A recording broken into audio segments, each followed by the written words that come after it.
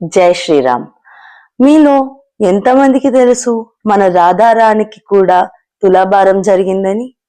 అవును, మన రాధారాణికి కూడా తులాభారం జరిగింది. ఒకరోజు రాధాకృష్ణులు తన సఖి అయిన లలిత దగ్గరికి వెళ్ళారు. అక్కడ ఒక బ్రాహ్మణుడు వచ్చి, నా కూతురు పెళ్లి వయసుకు వచ్చింది, తనకి పెళ్లి చేయాలి, మీ దగ్గర ఏదన్నా విలువైంది ఉంటే ఇవ్వండి అని కృష్ణుని అడుగుతాడు.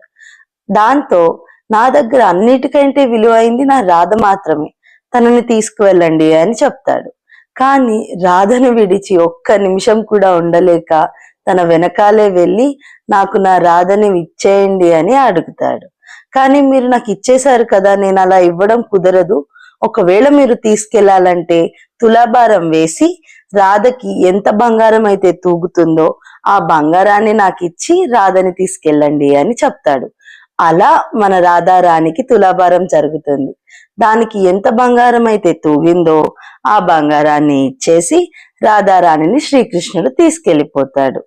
అది అన్నమాట దీని వెనకాల ఉన్న కథ. నచ్చిందా మీకు? Thank you.